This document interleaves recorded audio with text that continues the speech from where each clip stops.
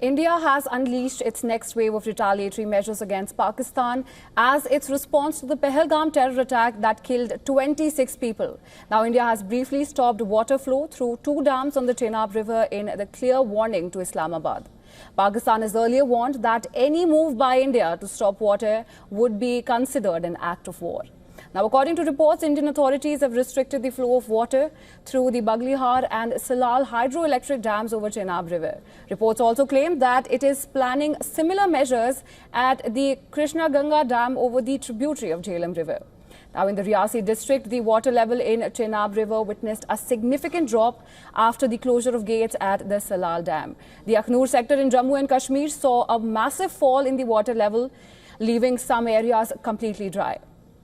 Earlier, it was reported that India has curbed the flow of water from the Baglihar Dam, the hydropower project built in Ramban district. The water was stopped during early morning on Sunday, as well as the dam gates were closed. The dam is on the Chenab River, which is a western river. Now, according to the Waters Treaty, Pakistan is entitled to its unrestricted use. Officials say the gates of the spillway have been lowered to reduce water flow towards Pakistan's Punjab area. That depends heavily on the Chenab to irrigate its farmlands. Now, stopping the water is a short-term punitive action against Pakistan, as the dam cannot hold water for a long time. But this comes at a time after India blocked all categories of mail and parcels from Pakistan and banned docking of Pakistani flagged ships at Indian ports. In response, Pakistan also took reciprocal actions. Indian ships too have been ordered to stay away from Pakistani waters.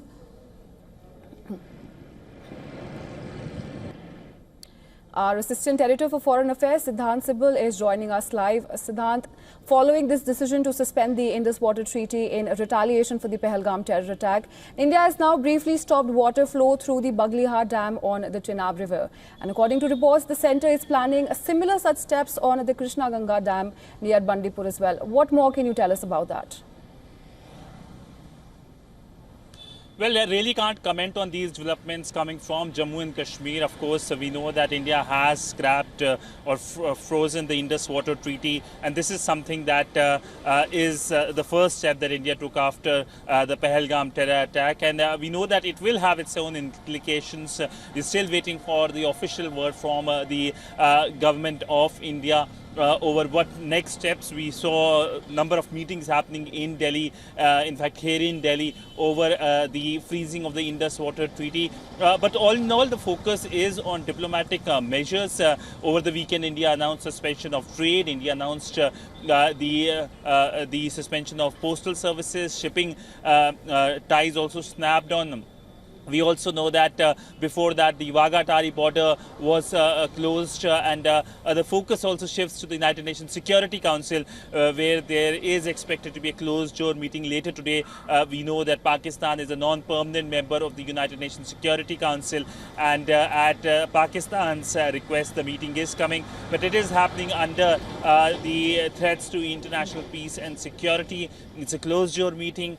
We know in the past also closed-door meetings have happened when India removed the special status for the erstwhile state of Jammu and Kashmir in 2019, but no worthwhile outcome came from these meetings. And despite being a non-permanent member of the UNSC, Pakistan is able to just hold a closed-door meeting is something that shows that Pakistani diplomacy isn't working very well, though Pakistan could rake up the issue later this year when it is the president of the United Nations Security Council. Right, Siddhant, and parallel to the UNSC meeting, we have Defence Minister Rajnath Singh, who will be holding bilateral talks with his Japanese counterpart today. What can we expect from that meeting? Well, the meeting, of course, is underway. In fact, there's a lunch which is currently underway, and we know that the Japanese Defence Minister condemned the Pahalgam terror attack, and in the aftermath of the terror attack, we have seen international support and solidarity coming from India, from all parts of the world, countries condemning. But India will be keen to get more support in terms of how to deal with the issue of terrorism. Over the weekend, we know a strong message was sent by the Indian External Affairs Minister Dr. S. Jaishankar that India wants partners, not preachers, to countries directed. This message was directed towards countries and regions where the messaging has been of restraint between India and Pakistan, because we have seen global globally how the issue of terrorism has now become a largely India-Pakistan issue instead of the world condemning Pakistan's cross-border terrorism. That is not happening. This is something that India will be raising with the international community, and that is the focus from the Indian side.